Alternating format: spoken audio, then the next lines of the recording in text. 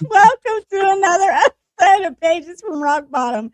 Tonight, guys, is the special episode. Special episode with our co host, Stephanie. And then we got Mr. Matthew, my husband, which is always the other co host. But tonight, he is the guest speaker. Imagine that. Just a guest here. Just, I'm just a guest here. All right. So, viewer discretion is advised. And I want everybody first, before I read this trigger warning, to welcome our co-host Stephanie and make her feel welcome. I will come after you. No, I'm just playing. I don't condone violence, but welcome, Stephanie. And I really appreciate you for doing this. It's much my appreciated. pleasure. I love you guys. All right, so trigger warning. Tonight's episode contains substance use, addiction, opiates, methamphetamine use, overdose, withdrawal experiences. I don't know why it worded it like that, but it did. Loss of a parent at a young age, trauma, grief, resentment toward faith, God, as you will, For sure. suicidal thoughts, and mental health struggles. And listener discretion is advised. The story reflects real life experiences and is shared to spread awareness, hope, and recovery. All right, Matthew, tell us who you are and where you're from. That's a great intro. Nailed it. My name's Matt. I am now 34 years old. Woo! The big 34. Yeah, 34 in 2 days. Sure. Originally, I'm from a small town near the Indiana line called Salina, Ohio. Known for our grand lake. I don't know how grand it is, but we do have a pretty big lake. It's beautiful. Yeah, it is. I miss it sometimes. But you want to know where it all started? Take us back, Matthew. All right. Stephanie, you should have said that. Take it, say No. it. Stephanie, say it. That's your line. Oh, take us back, Matthew. Appreciate you, Thomas. I remember taking my first drink when I was 4. I used to sneak out in the garage and steal mom's wine coolers. And then whenever it would get confronted, right, it's my brother and sister, possibly not me. Never. My dad, he was an alcoholic, and he's a pretty bad alcoholic. I remember being at my mom's friend's house one time, and I was drinking like that sparkling water Oh, or God. whatever it is. Yes. You know what I mean? Yes. And some strawberry daiquiris, and Oh, like okay. act like I'm intoxicated. You know, and looking back now, like I'm mimicking behavior. Yeah. And this is normal to me. Mm. Here's where things really kind of started with me when it came to like my mental health and stuff like that. So April 2nd, 1999, we are at a cookout at my aunt and uncle's house, and of course my dad, he's drunk, and we're getting ready to leave, and I'm in the back of my dad's car, and I remember my mom coming and get me out of the back seat and put me in her car. The plan was he was going to follow us home, and I remember watching him pass us, and then his taillights just disappeared. Mm. We kept going towards town on 197, and the closer we got to town, we started seeing fire trucks, ambulance, sheriffs, all that. And I remember it was either my brother or sister. They kept saying, like, when we went around the turn, like, that's dad. You know what I mean? And we turned around, and we get back there, and like this is forever burned in my brain. The fire trucks have the spotlight shining out in the field, and my dad's laying out there. His car is destroyed. So they set us in the back of the ambulance, and I have no idea what's going on. I'm 6 years old. I have really no rationalization of what death is or The only thing I was told is Dad's not coming home. Mm. And I remember the sheriff coming to the back of the ambulance and telling my mom, "We're not going to let you guys see him like this." And I remember watching my mom kind of fight with the sheriff, and we went to Mm. It's okay. Take your time. That's what, that's what this is for. so we go to grandma and grandpa's house. And growing up, that was always my safe place. Um, my grandpa, he was the best man I ever knew. Mm. Um, he he was my hero. Mm. Um, so that night of my dad's accident, that was my first resentment towards God. I didn't understand what was happening, just that he was taken from me. Mm. And I also had survivor's guilt because I was in that back seat and I was supposed to be with him. So moving on, a couple years later, um, my stepdad, he comes into our life, and he shows me kindness that I've never I've never received before. Right, like every Friday, he makes it a point. He takes us to Fort Wayne. We go to the arcade. We go go kart racing. We do all this stuff, and like I've always had the utmost respect for him, but relationship wise, we just never clicked. Even though like we like all the same things, I don't know, we just never hit it off. But I was also a huge mommy's boy, Yeah. right? Like I'm mommy's baby. Yeah. Um, so dad died in '99. Like I really can't remember what year it was, but we were sitting around uh, playing cards on Christmas Eve, and my mom gets a phone call. Grandpa lost his fight with cancer. So my resentment towards God strengthened, Mm. right? Not only have you taken my dad from me, but now you've taken the man I look up to more than anyone in the world. So now I'm just angry all the Mm. time. Um, you'll like childhood wise, I had a fucking great childhood. Like Yeah. after my dad passed, there was never. I mean, my stepdad drank, you know what I mean, but it was never out of control. Like it was a social drinker. Um, he he did lead by example and show me what a man is supposed to be, though. Mhm. And still to this day, like all those silent lessons he taught me, they are imprinted in me, and I live by them. Mm. Um, took on 3 kids. It wasn't his. He, him and mom's relationship, like it's something I always strive to have. But again, we just never hit it off. Pretty much my entire childhood, I never felt like I belonged anywhere. Like I never felt like people understood me, Mhm. or I just always felt like I was different. The only people that I really connected with was my brother. He was my absolute best friend. We did everything together. Um,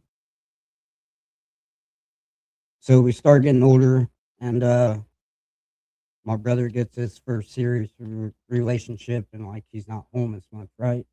So now the only thing I do is I isolate myself in my bedroom. What kind of drugs are you doing at this point? Where? The first time I smoked weed, I was 7. There was a older kid in our neighborhood. Me and my brother tried it with him. Um, I think I was probably 11 at this time.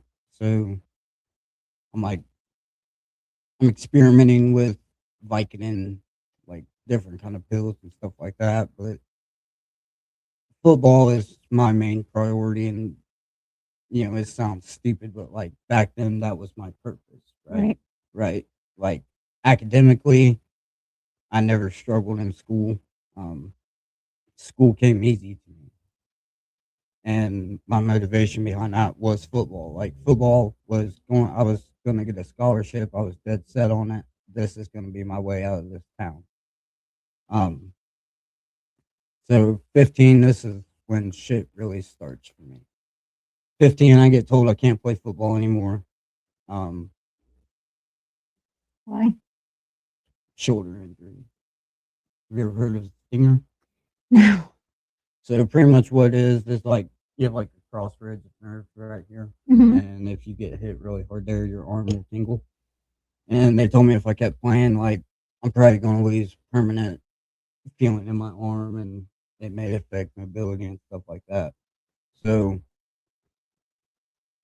I'm not hanging out with the friends I always did that I played football with. Now I'm starting to hang out with older kids because I've always hung out with older kids because whatever my brother did, I was I there. did. Yeah. Right. And I always felt like kids my age, they never understood me. And I I just never really related to any of them. Now don't get me wrong, like some of my best friends were my age, but mainly it was older kids.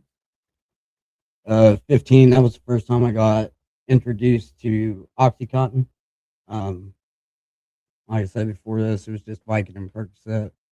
Never really, I mean, I like the feeling and the sensation I got off of it, but when I first tried Oxycontin, it took me to a different level of that euphoria. And from the moment I tried it, I chased it. So 16, um, I'm barely ever home. If I am, like, it's when mom and Jay go to bed. You know what I mean? Because I don't want them to see me. And if I would come home, like, I might say hi, but I'm going straight to my room because I don't want to be around anybody. I want to be by myself. Um, I've always isolated myself, which I think in a large part led to my depression and stuff like that. Starting around probably 11 or 12, mom, you'll have to jump in. I don't remember what age I was when I got sent to therapy for cutting and suicidal thoughts were starting. Um, 15, I try Oxycontin.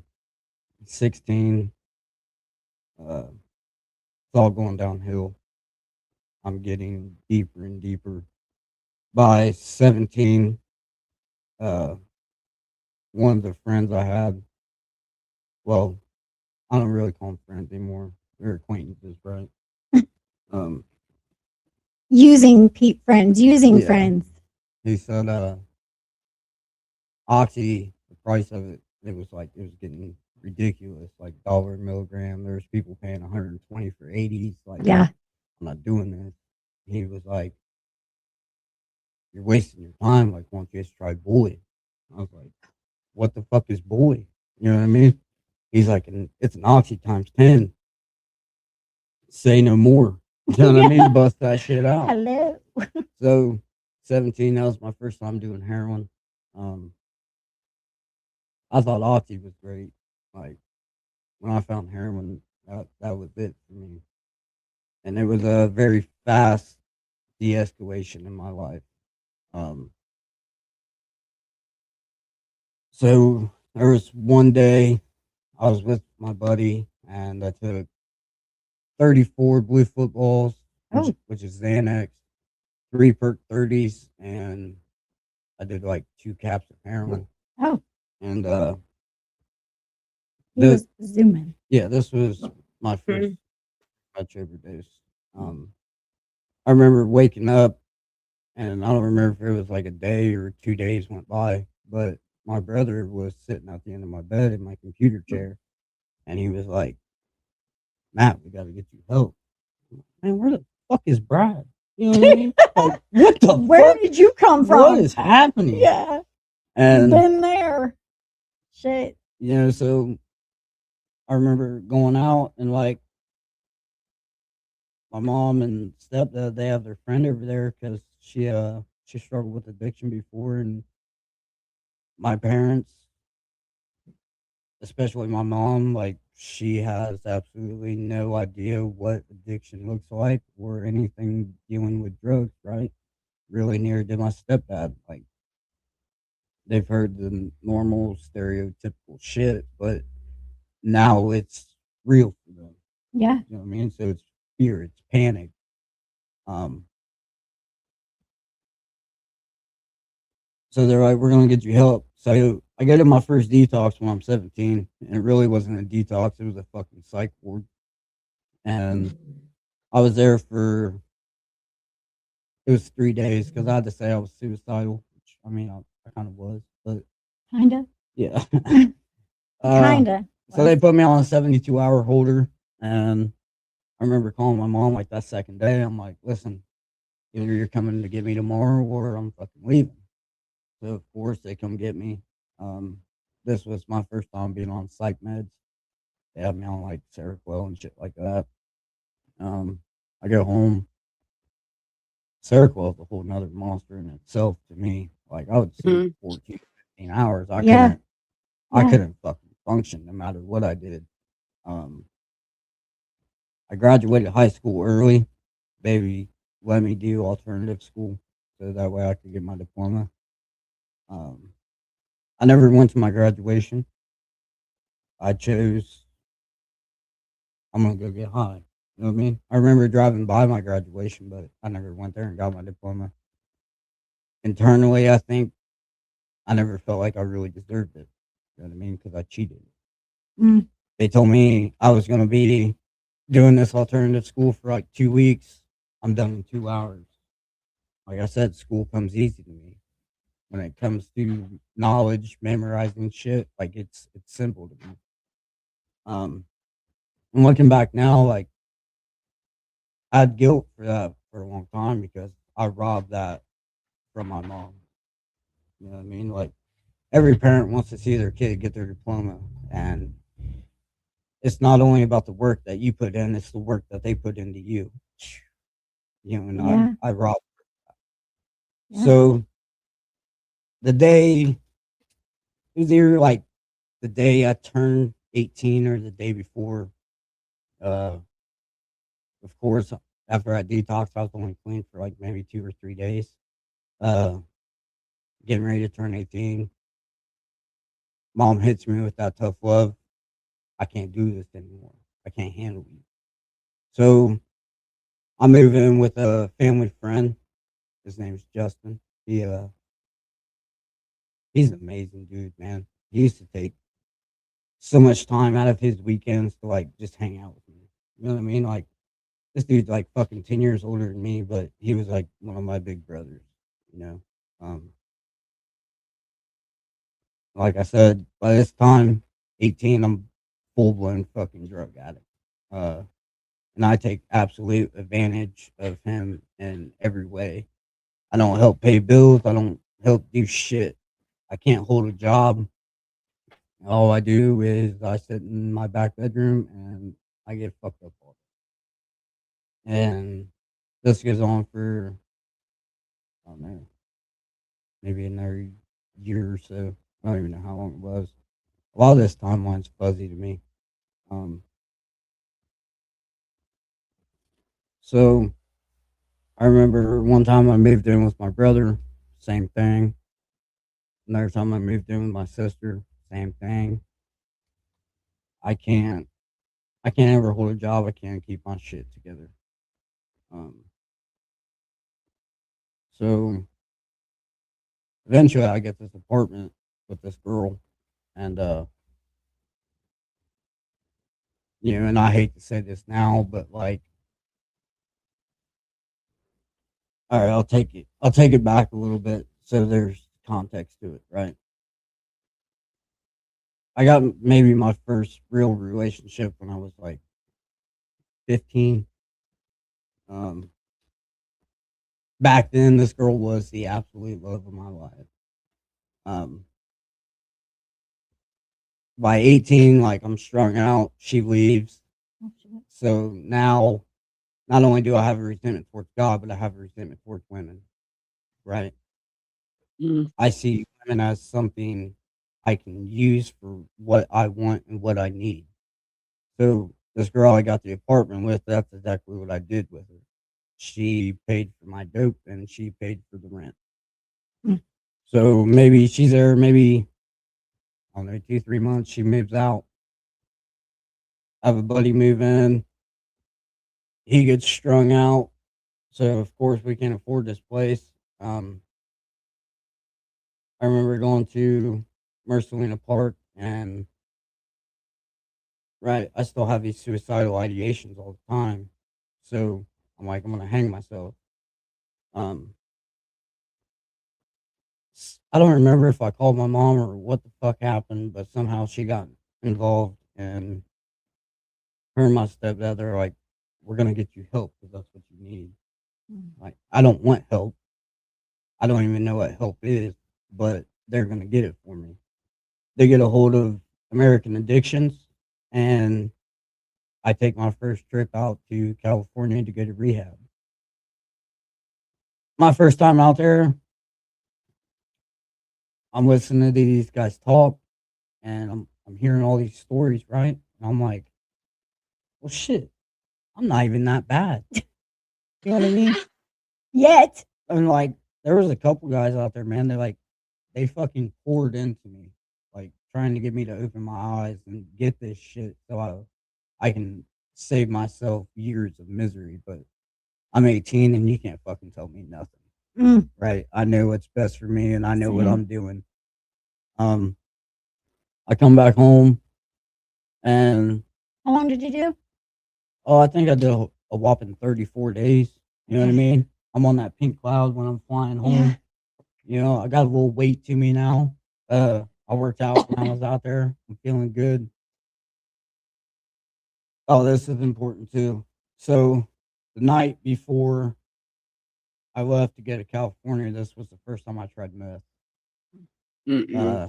Guy we knew, he cooked it, and I remember fucking smoking boats that entire night. Next morning, I get on an airplane, and Blacked out. yeah, tweet out. Yeah. So I come back, and like the whole time I'm out there, I'm having these debates like, do I even want to go back? But then that fucking sick side of me is like, man, as long as you don't do heroin, you're gonna be fine. Like heroin's the fucking problem. Just do meth. I'm like, fuck yeah, that's the best idea I've heard. Yeah. Damn, That's a you. So common I come back home. misconception. Yeah. Yeah, that's the fucked up shit my mind tells me. Yeah. So I come back and Mom and Jay's like, what do you want to do? Do you want to stay with us? Or, you know, at this time, my brother, he's got his own addiction going. He's a meth addict.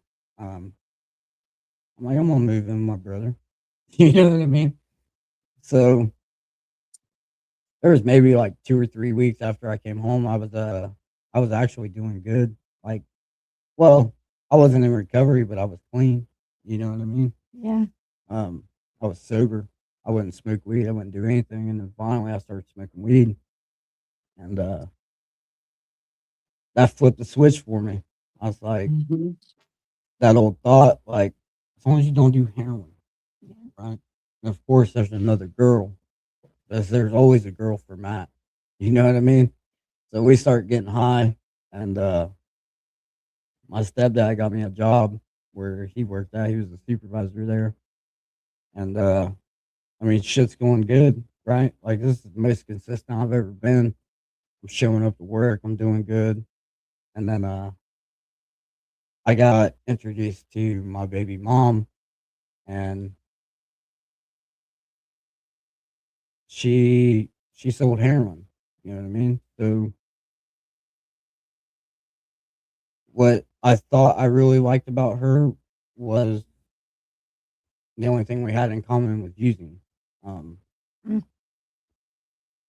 and like I said, that resentment from high school, it gave me a very negative and unhealthy outlook on women. So I used that for absolutely everything I could.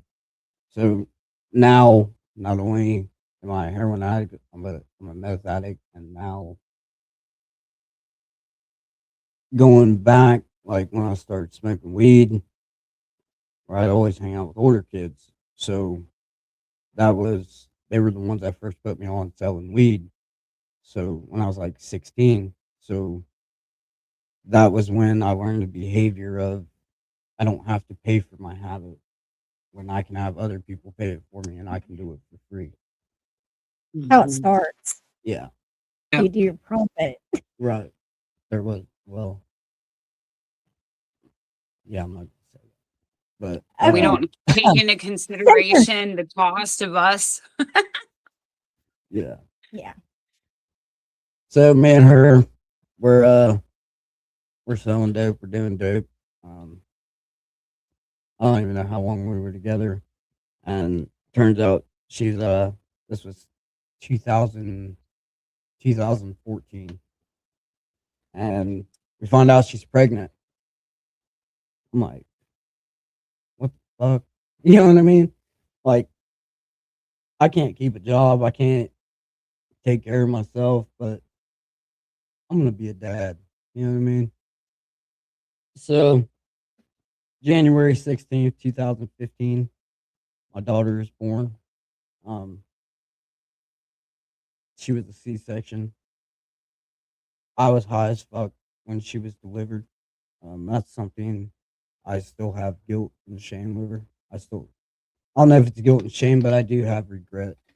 I've accepted it, and I was fucking sick. You know what I mean? Um, she was born with opiates in her system, and it was weird because if I was holding her or if her mom was holding her, she wouldn't show any withdrawal signs.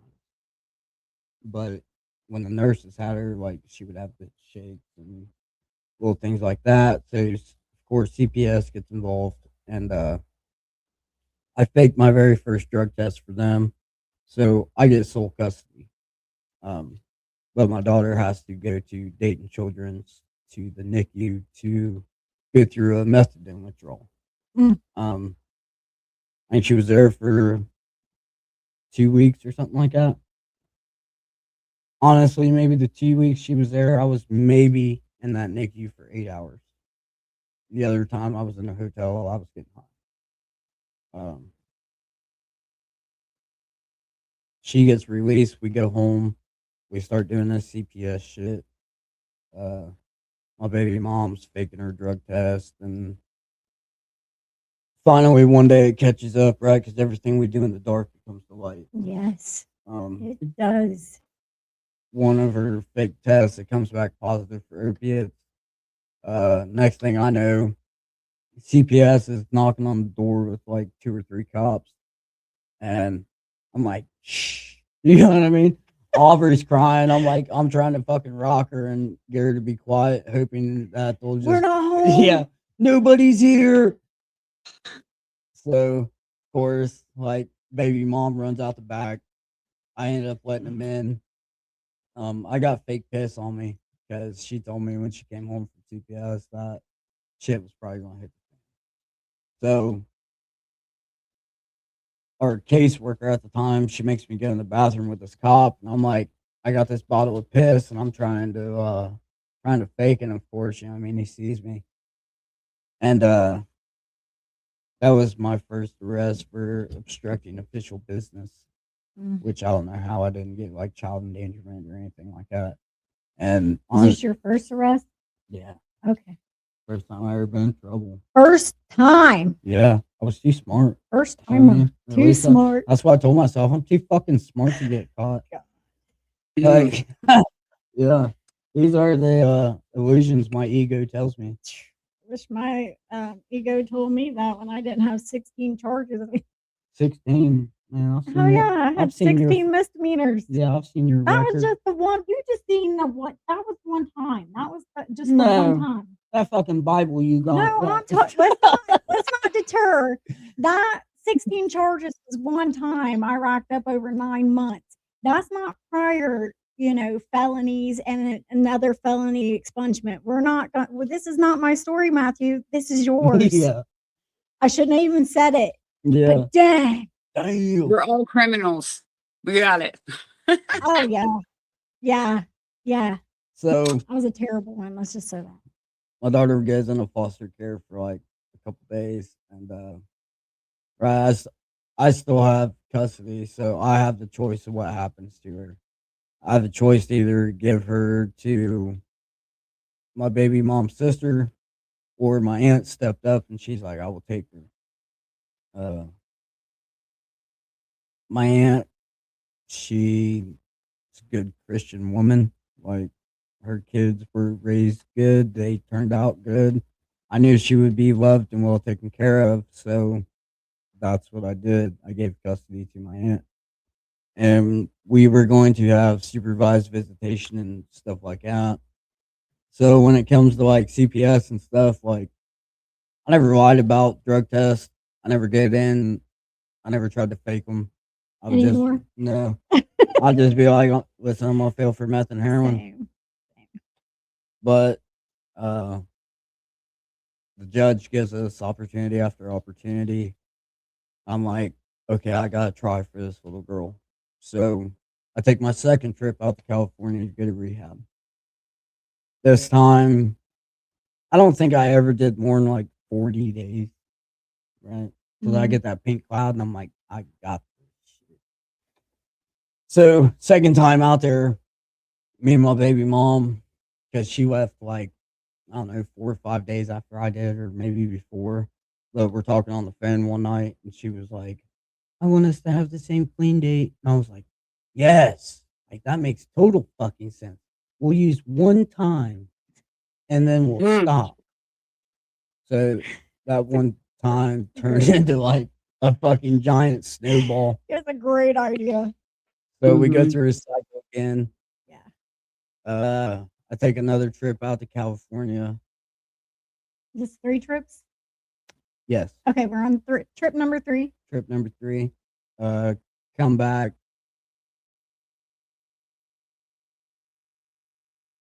Maybe it's because I didn't have the right mindset for it and I wasn't truly ready, but California never helped me because I felt like all they tried to do was put me on psych meds.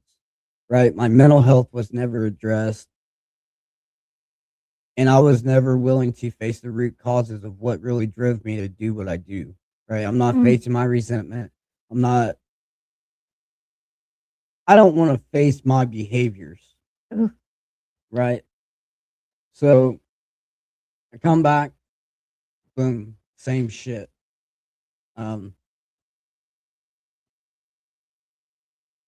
now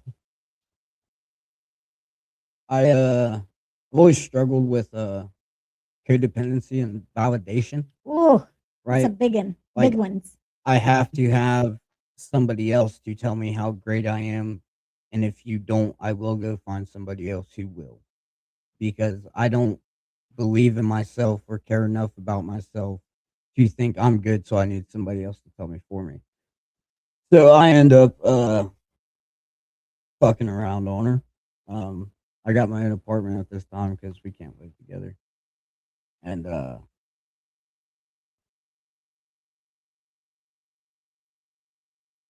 no, I'm reading this was after, I think. I don't know. Somewhere in between there was a fourth trip out to California. Yeah, 4 trips. Because this rehab was 5. Anyways, come back, same result. So I ended up getting this apartment, and I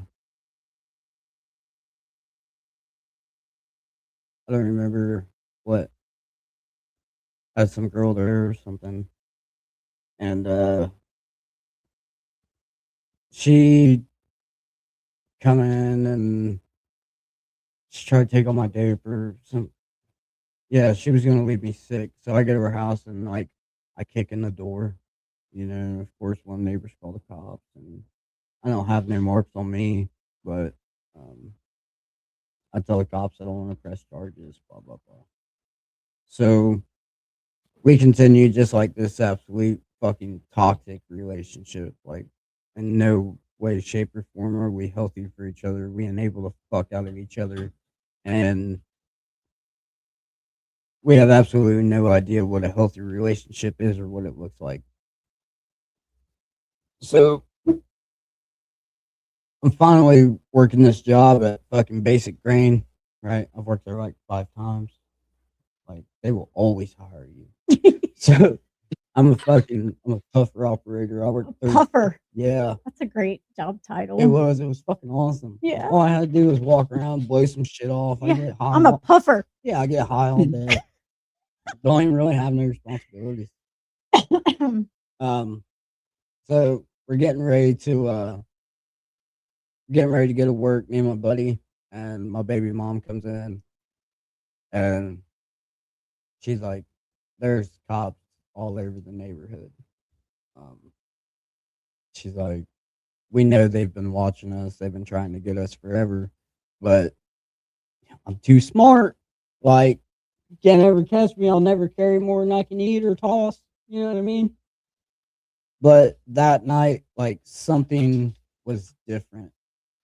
I think I was finally getting tired. I was tired. Um, my relationship with my family, it was non-existent. I I think I seen my stepdad one time at Marathon. It was like 4 or 5 in the morning. I'm fucking tweaked out buying my Skittles and chocolate milk. I was You know gonna what I say mean? chocolate milk. Yeah, yellow bag of Skittles and chocolate milk. That's what I lived on. Yellow or blue bag. Yellow or blue bag. Yep. Take notes. And I think that was the first time I seen him in like maybe a couple years or something like that. And What was that experience like? I think we said hey to each other. Yeah, And that was that's about usually how it. it goes. Right, because I let her isolate myself from my family. Right? She always, Manipulated? yeah. Is that what you were saying? She would tell me like if they really loved you, they would do this for you, or they would help you with this, or and like I truly internalized that shit. You know what I mean? Like, you're right, they have fucking given up on me, and I'm better off without them. Blah blah blah. So that, and I got so much guilt and shame. Like, I'm not trying to let them see me like that, anyways. Yeah, makes sense. So I'm not gonna contact you or go around you. So back to that night, she tells me there's cops all over the place. Whatever. I'm going to work. I got a half on me. Um, we get maybe a block away from the house. They flip the lights on. I'm like, bro, eat your shit. He eats his shit. I had one cigarette out of my pack, and I had my shit packed down in there. And instead of eating it like I normally would, I mentally, I'm like, if they get me, it's meant to be. If not, I'm gonna fucking keep doing what I'm doing. Um, so this is 3 overdoses into it. Lost my daughter. Relationship with my family is non-existent. Been to treatment 5 times. 4 4. times. Yeah. 4. I've slept in my car. I've got food from McDonald's dumpsters, right? Like, I'm at my rock bottom.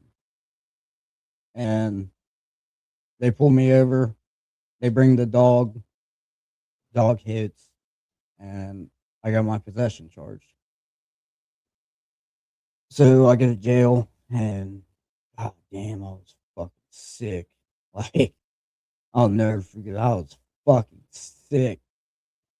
But after like 11 days, they alarm me, and still, even then, like, I have no intentions of stopping. The day I get out, like the day before I got out, the new Avengers came out. My buddy's like, "You want to go watch them?" I'm like, "Fuck yeah, bro." You know what I mean? So I get high. We're gonna go watch the Avengers. Yeah. And this race is going on and on. I never get random by my probation officer. I never get tested by the court. Any appearance I ever have. Little did I realize they were fucking just giving me rope to hang myself. How it usually works. Yeah, Yeah. they got me. Yeah. I walked right off that bitch. Yeah. So finally, I am good perspective. I'm in this apartment. I am on a fucking 2-week bender of trying to kill myself. Like I am doing any and everything I can. This girl came over and she had a backpack that she got from this festival, and I'll do whatever. Um, so I get the call, or I called the number. Yeah, I'm selected to go test. So, right, I gotta get fake piss. So I got this fake piss on me, and I go up to the courthouse, and it wasn't at temp, and I failed for opiates and amphetamines, right? Because my fucking hands, like I'm bagging this shit up all day long. Of course, I'm gonna fucking fail for Yeah. it. Makes so So much sense. Dane puts cuffs on me. He's like, "You want to piss for real?" I'm like, "Well, I got to lose now. I'm fucked." And I was like, "Yeah." So I failed 15 out of 16 panels. The only thing I didn't fail for was alcohol. Um, right, because I don't drink alcohol because I'm not my dad. Mm. Right, I'm not. I'm nothing like him. So failed 15 out of 16 panels. They put me in jail. Steph comes to see me like, I don't know, a couple days later. Like, I'm sick. I'm trying to fucking manipulate. And I'm like, I'm going to lose my apartment. I'm going to lose my imaginary job. Right? Because I don't fucking have a job, but I'm going to lose it if you don't let me out. And Always it, isn't it? I will never forget. She looks at me and she's like, "Man, if I let you out, you're going to die." I was like, "All right, fair enough." So I'll never forget. I was sick in jail for 34 days. 34 days was the first time I actually I could eat without Yeah. getting sick, or I don't have restless legs, or I don't have none of this shit. And my attorney, his name's Lou Schiavone. This fucking man saved my life. He's coming in to go over my options, and he's like, "They want to offer you drug court." I was like, "That's not enough. If you let me out, I'm gonna do exactly what I was doing." He said, "Matt, it all comes down to 2 words: my conduct." I don't know what it was about those 2 words, but it changed my entire thinking. The only thing I have time for in there is to think, right? So I go back to the pod and I'm like, my conduct, this is the way I treat myself. This is the way I think of myself. This is the way I treat other people. This is everything. Everything is me. It's my choices, my consequences, whether they're good or bad, right? Because I've been to rehab 4 times. I have recovery knowledge. I used to go out there every time after that first time, and I could manipulate any counselor and tell you what you want to hear and make you think I'm fucking outstanding and I'm ready to go home, when really internally I'm not. I'm the exact same person I was when I got there. Mm. So Lying to yourself. he comes back and I'm like, I need treatment. And they offered me a spot in Pike County. I'm like, Pike County? Like, my stepdad went 4-wheeling down there. That's the only fucking thing I know about it. There was a massacre down there. You know what I mean? Besides that, I don't know shit about Pike County. So they let me out, and I remember coming down here, and we got south of Dayton, right where I'm from. It is flat, like there's no trees. It is fields, and the biggest hill we got is man-made because they dug a pond. It's called Huffy Pond. Huffy. So I'm coming down here and I'm like, are we even Ohio anymore? What the fuck is this place? So pretty.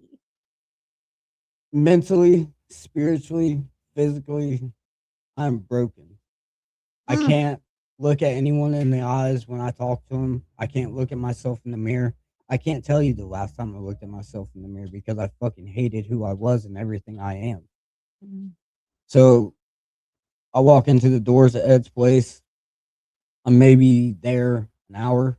Uh, one of the counselors, Miss Ashley, takes me in the office. She's like, I need you to sign this. I said, what's this? The suicide contract. I'm like, shit, they got me figured out before I even got here. You know what I mean? Because if this don't work, that is my fucking solution. Yeah. So, I signed that, and right, I got this recovery knowledge. So, like in groups and shit like that, I can call everyone else out on their bullshit, but I still can't look at myself. And I remember one time I was in group, and Miss Angie, she was like, Matt, would you die for your daughter? I was like, well, fuck yeah. She's like, then why the fuck won't you live for her? And that shit fucking pierced my soul. And I really started to dig into me and everything I ran from. My dad dying, my grandpa dying, all the guilt and shame I had, the hatred for myself. I had to finally accept who I was and what I am and what I've done, right? Because that's the only way I'm going to grow. And I really start working on me. And this one night in a meeting, me and this girl walk eyes, and I'm like, shit, I gotta get her. You know what I mean? So Oh, here comes the story. yeah, I do a little Facebook stalking. After the meeting, after Yeah. he touches me. Right. She said, you can touch me anytime. Bet. You know what I'm saying? Like, I work out fucking 2 hours a day. Like, I got so much testosterone built up. I don't know what to do with it. He looks like a Teenage Mutant Ninja Turtle. Yeah. Like, that was the biggest I've ever been in my life. Fucking 205 pounds. Yeah. Barely Like, wipe his ass. so, she was going to ditch me, man. She wasn't Let's even. not even talk about that. Just move on. All right. I mean, if you want me to tell my story, you're a Yeah, major go part for of it. Go for it. I'm just So me and her, we start going on passes together, and I was gonna ditch him because, I have my own personal shit right. and my own shit. So I've never felt a connection with somebody like this, right? Like this is the first time in my life I feel like someone truly understands me, and they don't see me for what they can gain from me, but for who I am, and they love it, right? But needless to say, I still have validation issues. I still have self worth and self love issues and self respect issues, right? So me and her are kind of starting to get serious, but I'm still talking to all these other fucking treatment girls. And finally, like, she calls me out on it. You know what I mean? And you kicked me out, didn't you? Send me packing back to I Spina. did. Yeah. I did. So what was a year into it? Year into treatment? You was out. You just graduated. He graduated treatment, Yeah. and he's still on some dumbass bullshit. That's not even the first time. That was the second, third, fourth Yeah. time. Like I'm like, listen, dude, I don't need you. I choose to want you. There's a difference. There's a big difference. Like I don't need you in my life. I don't need this. Mhm. Okay, bye. Pretty much. Yeah, That's so the she kicks problem me with out. unhealed. Yeah. Unhealed. Because there's still parts of me that I don't want to face or look at, right? Yeah. So she tells me to get the fuck out. What's my first thought? Like, He's gonna try fuck to it, I'm gonna get high. So I relapse on meth. Um, I remember calling my sister, my mom, or somebody, right? Because I already have it planned out in my head. I'm gonna stop at Dayton on the way home. I'm gonna get on, and we're gonna go back, and we're gonna do this all over again because obviously I'm not savable. Mm. Um,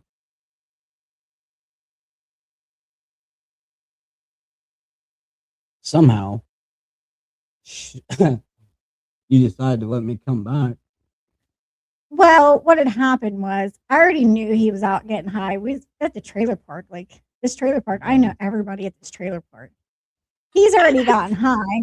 So I go looking for him. So I knock on all these trailer park doors. I don't give a fuck. You know what I mean? That's just who I am. Sorry guys. That's just me. So I'm knocking on it, all the trailer park doors. I'm looking for JJ because JJ's done gave him, dope, and I'm ready to slap his head off. But because that's just the type of person I am. But I don't live like that anymore, right? But that's how I wanted to be. Yeah. So eventually we find him, and he's already tried to hang himself, and he's high, and well, She walked me in the bedroom. me being me. And I'm like, well, okay, so this is Yeah. what we're gonna do. I'm taking your phone. I'm gonna feed you cheeseburgers for days. You're not leaving. You're not contacting anybody, and you're gonna make a decision. That's what you're gonna do. Yeah. So I decided to go back to outpatient. Yep. And And then that went bad. did it? Well, then I kicked you out after that because then you went back home and then you came back. Man, we've been through some shit. We've been through some shit. Yeah. So honestly, I needed that relapse because I truly looked at everything I missed, and I dug deeper into myself on shit that I avoided. Um, since then, the life we've built, I can't even put into words. It is everything I prayed for. Um, today, my actions match my words because I don't live by words. I let my actions do my talking. Um, I get to make amends to my daughter by being a father to her kids. I am the dad to them that I prayed I could have been to her. My relationship with my family is better now that I am 3 hours away than when I was 3 minutes away. Yes. Me and my stepdad, like if we get on the phone, you might as well chalk fucking 2 hours. You know what I mean? You heard that, Jay? 2 hours every time. But it's great. Everything in my life is a blessing. And you guys hear me say this all the time, but now my darkest moments are now my brightest lights. I get to share my pain, my misery, and what's on the other side of it. Because when we have enough courage to walk through that, what's waiting for us is unmeasurable. But it is all obtainable. I have tried to commit suicide 7 times. I have overdosed 4 times. My last overdose, the girl that saved me was a girl I sold dope to, and she wasn't even supposed to be at my house. Another time, my brother came in and got me down hanging from a belt. Looking back now, right, all this resentment I had towards God and thought that He forsaken me and He given up on me. He was with me the whole time, just not how I wanted it to be because it's not the way I want things to be.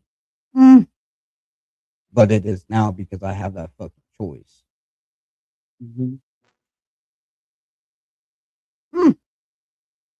Jay said, love you. What do you say? Love those talks. Fuck yeah. Talk about mowing yards and shit. I guess it baffles me, man. 'Cause there was years I fucking I just couldn't understand why we couldn't get along. You know what I mean? But it's because I didn't allow it. You know, sometimes we resent people without realizing that we resent them. But we got to have somebody to blame, especially when we're hurting. Well, hell yeah, because ain't nothing my fault. Well, yeah. Like, you know, and Plus, then, if we you know, don't your like dad, ourselves, if we yeah. don't like ourselves, it's hard to like anybody else. Oh, yeah, absolutely. And not only that, like you resented him for getting with your mom, right? Yeah. So, you know, and your dad was gone. You didn't understand what happened with your dad and why your dad had to die. And, you know, and then here's a new person. But you just didn't allow yourself to embrace. There's a lot I didn't go into, but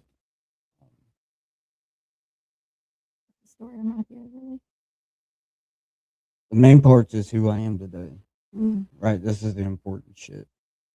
Yeah. I get to come on here. Well, now it's every Wednesday, and I get to freely give what was given to me.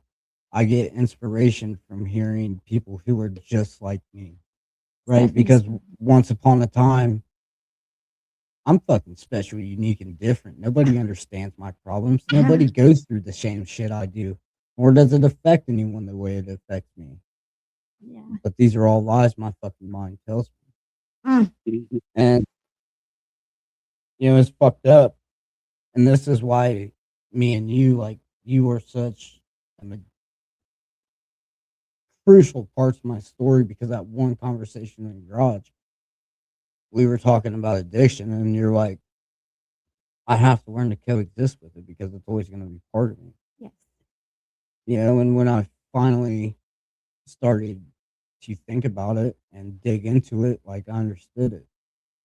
Like it all makes sense now. Does make sense. There's going to be two parts of you. You just got to learn how to coexist. You got to live together. Doesn't mean you got to die together, guys. Right?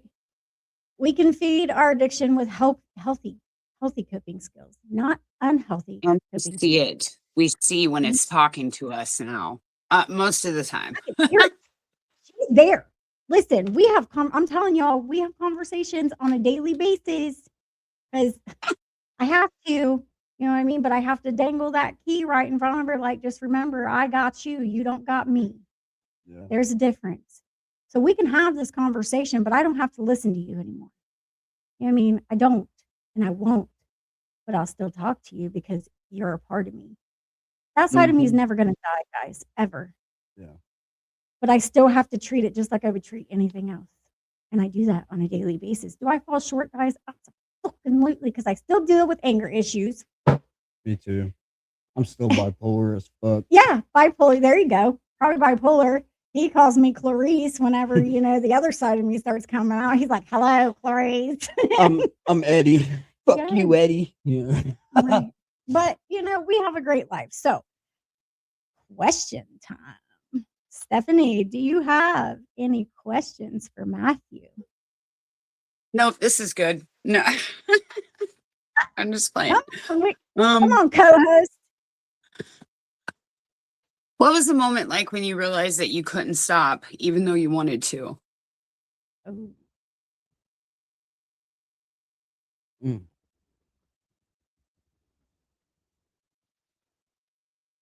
I think it was kind of it kind of fueled my mental health.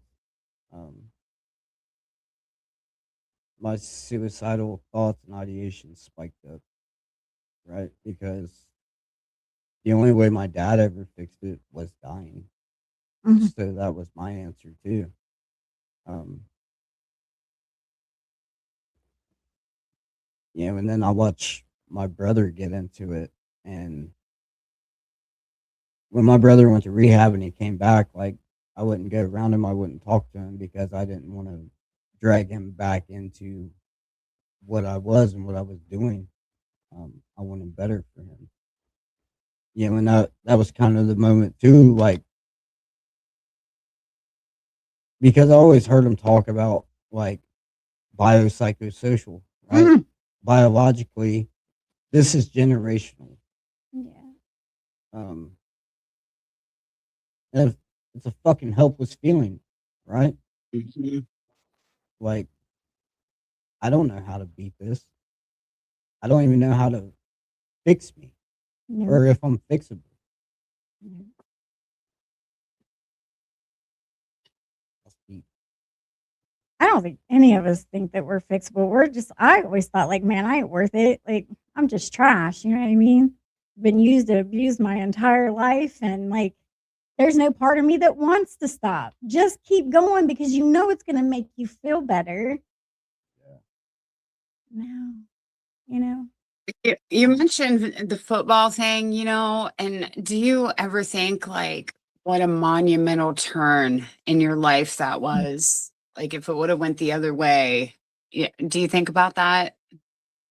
Yeah, because back then, like, like I said, like today it sounds stupid, but that was my purpose, right? That was that was my main and only coping skill that I knew because it occupied my time, right? Off season, I'm working out, I'm running.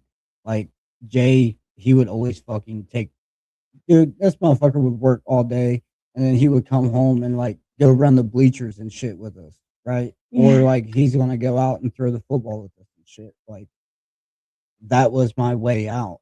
Um, and when I lost it, I lost my purpose. I lost my identity because when I played football, I always had validation Mm.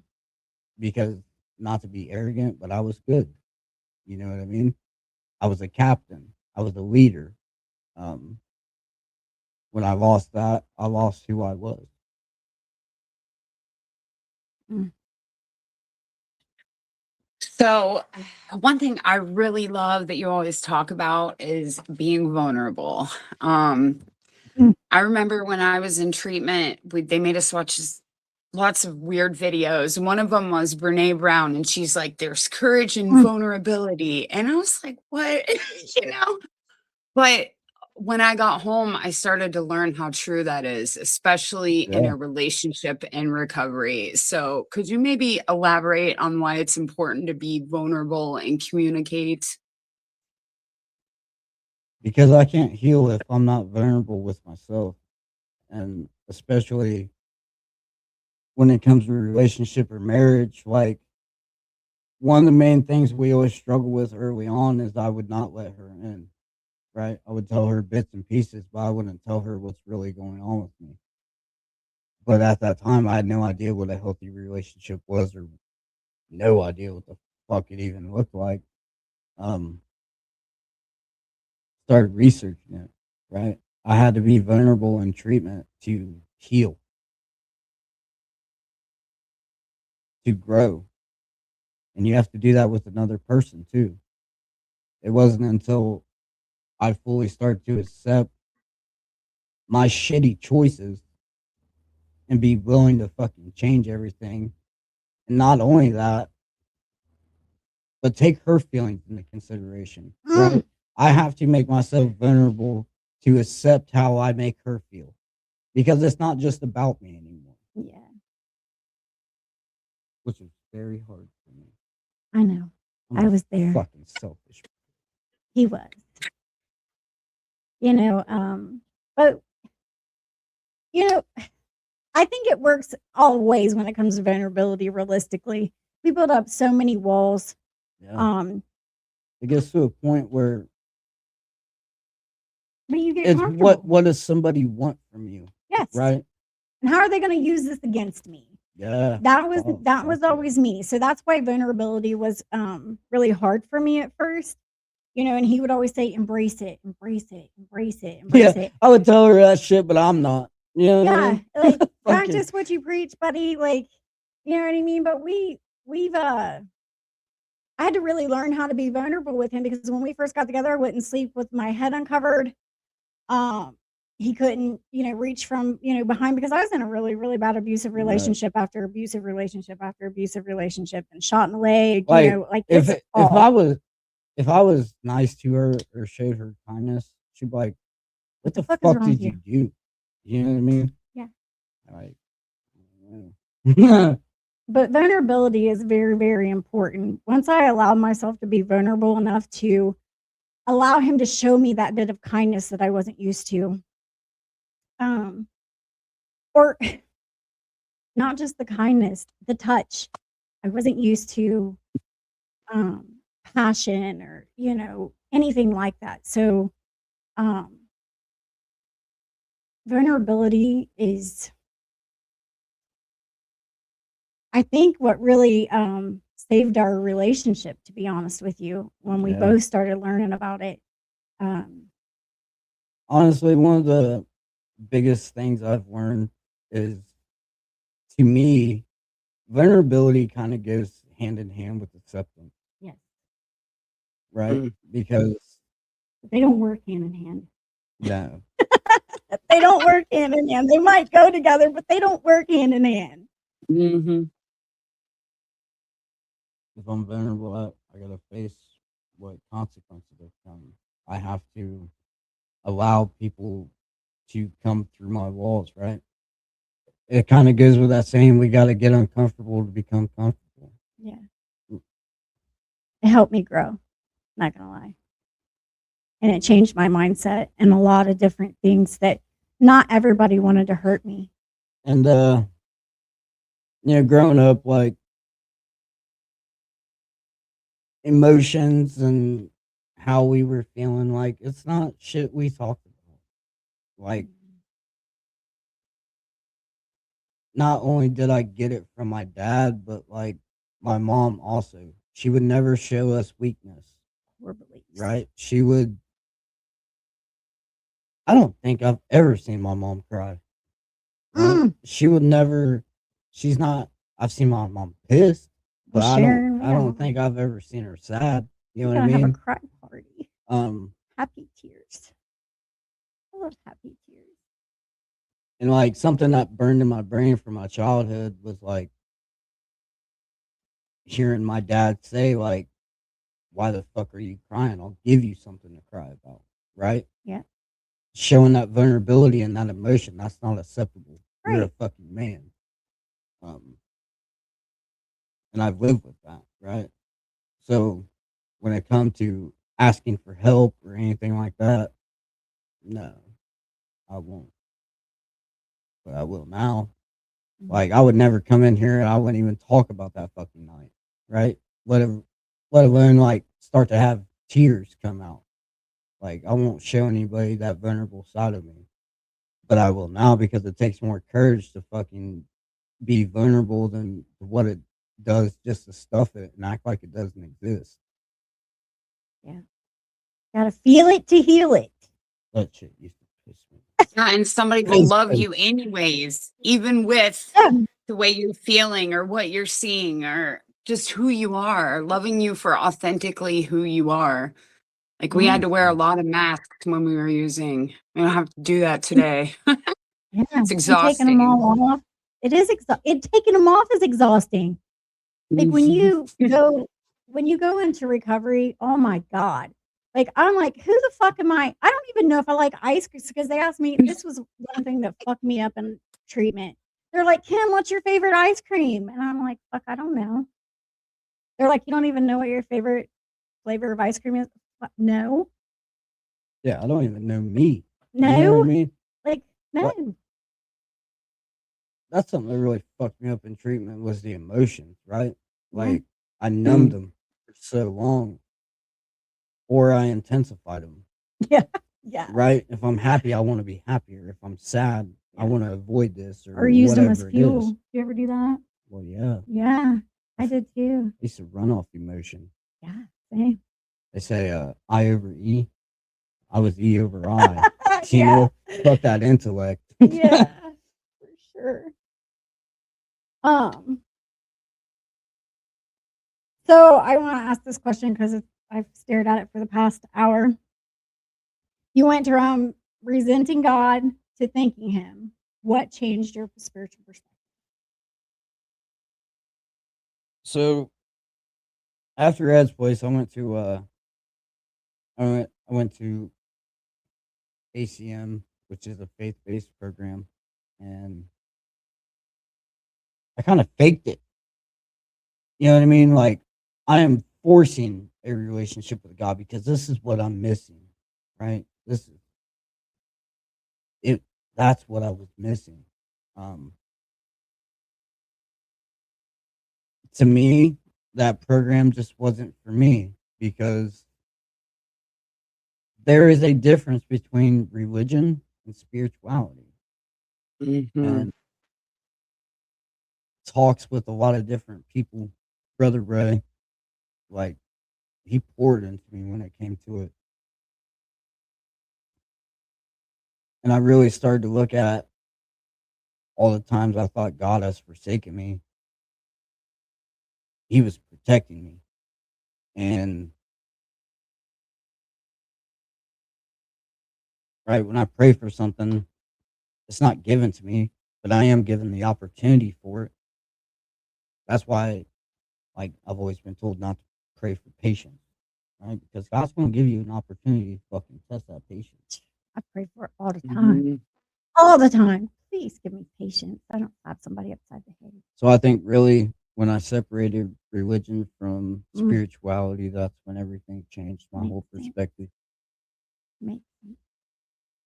And acceptance was a big part of that too. When I finally grieved my dad, when I finally grieved my grandpa, um, it just wasn't shit that was in my control. Nobody did it to me. It just happened. You know, So, what's your relationship with God now? What's it like?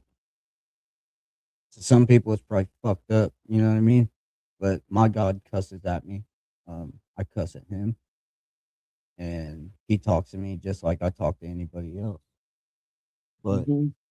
like I've said before, my pain has turned into purpose. Um, my life now is everything I've prayed for. And do you know why? Why? Because words without actions are meaningless. Woo! I put actions into everything I fucking do, and I've Great gained the lesson. rewards from it. Yeah.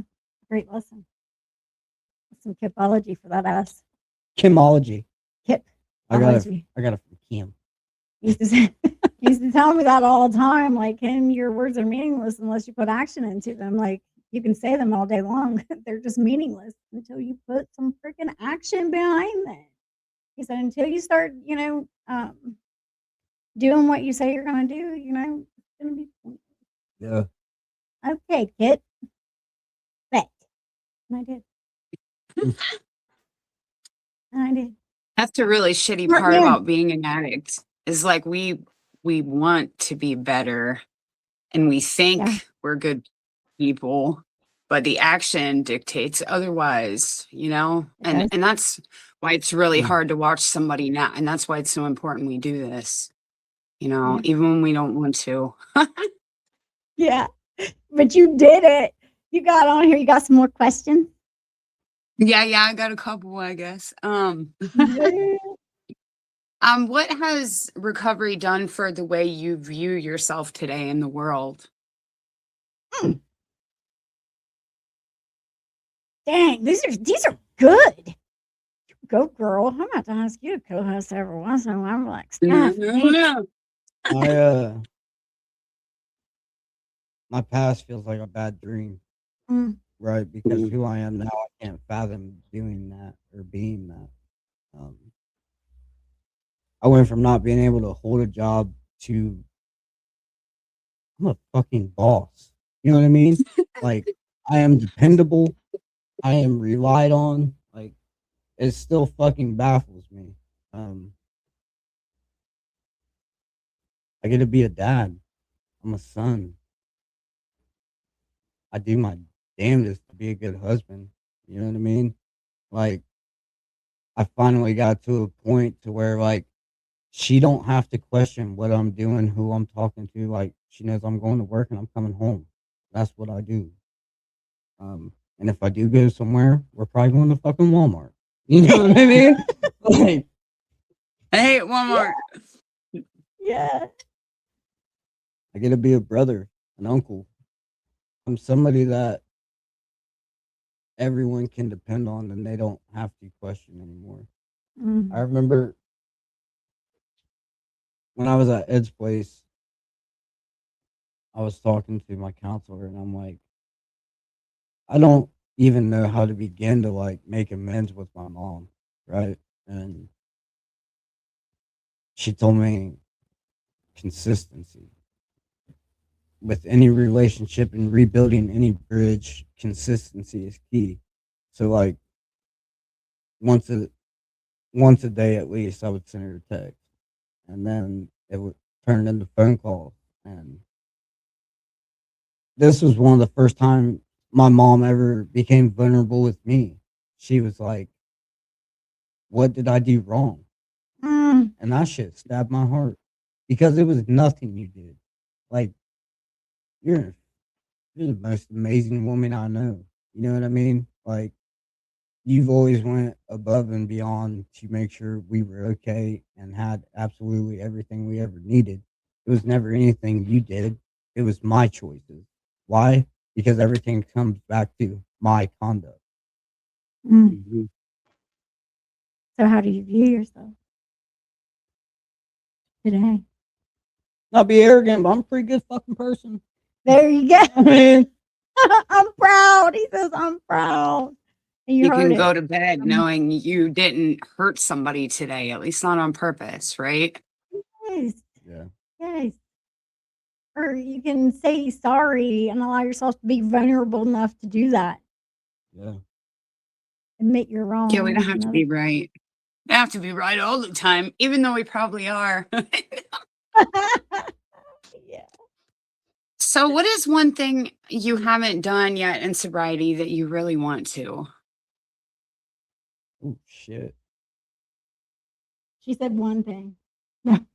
Um, Or things, whatever. I've already kind of started the process, but I really want to solidify my relationship with my daughter. Mm. Right? Like we talk every day. I get 126 snaps, phone calls. You know what I mean? But like, Yeah. still, when I see her in person, she fucking scares me, and I don't understand it. I don't know if it's still the guilt that I feel Fear. or the fear of what she really thinks about me, or like what does she really know about me? You know what I mean? So solidifying that relationship. That's a good one. I think that's great. You just saying that made me realize that I am somewhat afraid of my son, like my 11-year-old, because I do kind of like, I don't want to totally be myself, but I do, you know what I mean? Like, I don't want Yeah, to break this. Like, Yeah. they have a right to feel their feelings about us, but I also, that's it. mm, yeah. Oh, And that's I am an terrifying. open book. Yeah. It is scary. You know what I mean? Like I don't even know how to think about it Yeah, Joe said sometimes. she scares me too. Yeah. You don't It's know. Yeah, terrifying to think Yeah. about our kids becoming addicts too. And so you think about maybe the way our parents felt like, or any of our family or anybody that loved us. Yeah. But this My was daughter's the one yeah, important. that scares me. yeah, she Yeah. scares the fuck out of me. And that's right. And I feel fucked up saying this sometimes, but like technically she's your daughter, but Yeah. I mean she's our daughter. Yeah. Like that girl is my baby, but My Bella. she scares the fuck out of me. Yeah, she's woo. Listen, she's everything I was. Does that make sense? Like she Mhm. is the feisty, fighting, gonna try, marijuana at 9. I did the same thing. She's already had her first drink of alcohol, my sister's alcohol, not mine. She's done all this under, my sister's care, which is, I'm like, okay, like, so it's all scary. Like I see every bit of me in her. But all I can do is continue to explain to her, what I went through and be there for her encourage her, like, you don't have to live that type of life. This is your life. Like, Yeah. you don't have to choose to take that road. It's all on you. And she, it was, oh, I did it because my anxiety. That's where it starts, Bella. Like, she goes to therapy, but like, she scares the shit out of me too.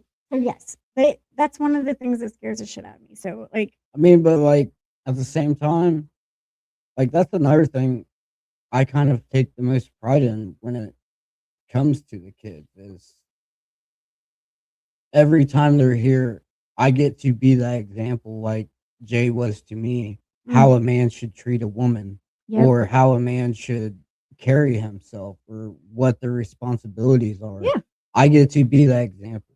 You know what I mean? yeah. And without recovery and the changes and the digging I've done in myself, I would have never been able to do that. Well Every said. time you talk about him, I think about that country song, Half the Man He Didn't Have to Be. You know what I'm talking about? Yeah. Yeah. What? I wrote a song about him. So writing's like he loves it. It's crucial He coping does. skill for me. Yeah, he does And I've it. always been good with words and like then this fucking AI shit came out and like I can't sing and I can't play any instrument, but I can write. You know what I mean? I fucking love it. He loves. All right. You have any more questions? Just one. Is that okay? Yeah. Okay. And then I have one. Are you recovered or are you recovering? I will never be recovered. Ooh. Ever. I've had 5 rehabs and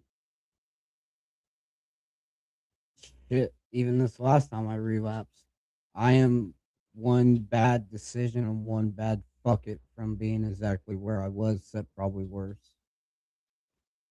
So recovering. Always. Always. Right? That's why I Because can't think I got this. Ever. I don't. Because I got don't. this. We do not. but that's where coexisting comes in, right? Because It does. You have to learn how to coexist. there is always room for growth and improvement, Yep. right? And one of my main goals every day is to be better than I was. It's a lot of times I fucking fall short of it. Same. You know what I mean? Or like I'll have a shitty day at work. You know, and it sounds silly, but like when I pull in that driveway, like it calms me down. Like, okay, all this shit's going on, but it's guaranteed when I walk in this door, I'm gonna have food. I'm gonna be embraced with love, with no judgment. She's gonna let me be absolutely vulnerable with her because she's gonna hear me bitch about everything. And it's fucking blessings. Mm. Even my worst days are blessings. I can either have the mindset to me is huge, right? Because when something used to go wrong before, I'm gonna use that shit as fuel to go do what I really want to do. And I still do today, but it gives me the opportunity to learn and grow from it. Instead of fucking something bad happening in my life and me catastrophizing and using it to go make unhealthy decisions. Okay, what can I change or what could I have done different? And what is this trying to teach me? Mhm. Yes. Love it. Freaking love it. This last one is for you. Okay. All right. When people hear your story, now that they have heard your story, what do you hope they took away from it?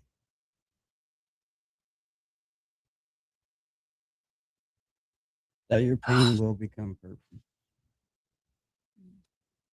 Like I've said time and time again, the darkest moments of your life will become your brightest lights So if true. you choose for them to be. So true. You can either stay stuck in the hell you're at or you can fucking take the hand that's offering you and pull your way out of it. Draw strength from it. Because no matter how different you think you are or how bad you think you've got it, someone else is with you and you're not alone. Mhm. Reach out, guys. Reach out. Am I getting a t-shirt? Yeah, I still gotta make oh girls, I ain't never Yeah. I've been trying to switch everything over to Overley tees and Do I I get don't a want shirt? to get lost down in but yeah, I am going to I already told him I was making him a shirt. I don't want hers to get lost all the way down at the very bottom of all the ones that's already been made. Does that make sense? Yeah. So her story is fairly new. So like we need to make it to where the shirt is going to be in order. Does that make sense? What? Mhm. Go fishing. Shit, you sold it, bro. Cool. You got fish in there. Hey, J Doll, get that money ready. We about to order some t-shirts. T-shirt. Well, Stephanie, you did amazing. Thank you. No, you guys did amazing. He almost made me cry so many times. I'm like, you're on TV, don't cry. See, old behaviors, don't cry. But you did good. And you said something in a message. You said that we have a what was it, a weird relationship, friendship? How Odd. did you say that? It was oddly An odd, developed, but that's okay. yeah, we bonded over bread, guys. We bonded over bread and we God talk bless about them, every dude. day. So I know you're somebody that I could, and I'm just gonna be 100% honest, like you're somebody that I know that I could just sit down and have hours upon hours of conversation with. Keep doing you. You got that intellect, that intelligence of it. Like, you know what to do. And you should have never been scared coming on here with us too, because Fuck we are no. just fucking crazy. You know what I'm saying? No, but I get it though. Yes, Brad. Like ever since I was little, like I've been a very shy person, right? Yeah. Like I am not a social person, I'm a very social person. right? And it just blows my mind. Like she can go up to anybody and start talking to them. I'm like, I don't know. Crowds. I don't. Being crowds. I don't know them. What the hell am I supposed to say to them? But Host whole event. Congress. I sat at the round table with Congress people and gave a whole speech of why this program at the Community Action. This is what really broke it, to be honest with you. But why this program at Community Action was working for me. A whole new level of being able to talk in front of people. They kept their programming.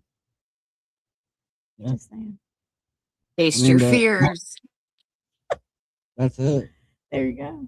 But she encourages me all the time to do that, right? Yeah. In every aspect of my life, there's not a way that she doesn't push me to become a better man. Oh, so don't make me cry. When it comes to doing this podcast or getting in front of fucking 300 people at an event, like when I first started doing it, like I would be pouring sweat, fucking shaking, like now I embrace that shit. You know what I mean? Like if we can help one person, just one, everything we do is worth it. Because I was that lost soul. I was that broken man. All it took was fucking people I thought were against me to try to help me. Woo-hoo! You heard it here. You heard it. Listen, don't be scared. Stop running from everything that you're scared of because it's right there with you. Little do you realize you're carrying it, right? We always try to run from it, but it ain't never went nowhere. Like we think we're leaving it behind. But realistically, we're not. Realistically, it's been there with us the whole time that we thought we were running, and realistically, we weren't even leaving the fucking bathroom, guys. You know what I mean? You remember when Steph let me off probation? Yeah, I do. The first thing I said to her was thank you. Yeah. So she believed in me when I had absolutely no belief in myself, and she saved my life. And thank you, Stephanie. Yeah, you fucking killed it. You nailed it. You host anytime. Anytime. Thanks, guys. Shit, maybe next week. I need it. No. She said no. She ain't gonna take 4 hours of vacation. What? She used her vacation time to do this. What? Listen, I used 1 hour of vacation time for this, and it's okay. Because whatever happens in God's world is not a mistake. Yeah. Right? Yeah. Oh my Lord. All right, guys, you heard it here. Any questions or anything like that, hit us up on the comments or inbox. If you guys have questions for Matt, he will answer them. And I will be making him a t-shirt. And do not forget, go like and follow our new T-shirts? yes store Overley t-shirts. on Facebook. Overley t-shirts. I think I sent everybody an invite. And if you do not go like and follow my page, I got some new shit coming out. I'm gonna say, and we're gonna leave it the fuck there. But Oh, yeah, just this be is on the the shirt. She lookout. made this. Yes, see? So if you're not buying the shirts, I don't know what you're doing with your life. Yeah, she said it. I got some new good ones coming out. Matt's seen them. He's the only one that's seen them. But we got some good ones coming out, guys. So just be on the lookout. Be patient with me and let me get some shit moved over. So I'm going to say, and everybody have a good night. And you heard Matt's story here. Wait. And next week, Of course, if you missed it, it will be on YouTube. Go like, follow, and share that shit. And next week, woo! do not miss it. We will have the other host of Pages from Rock Bottom sharing her story. All the misery and fucking glory it is. Yes. I just fucking adore you. I adore you. Oh my God. Yes. Join us next week for this girl right here to be giving her story.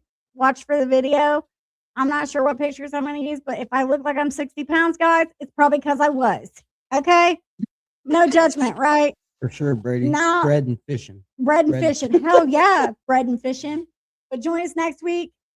Go to YouTube. If you missed it, ask Stephanie. They're always there. If you miss an episode, go watch it. And we'll see you guys next week when I am giving my story. Yes. Okay?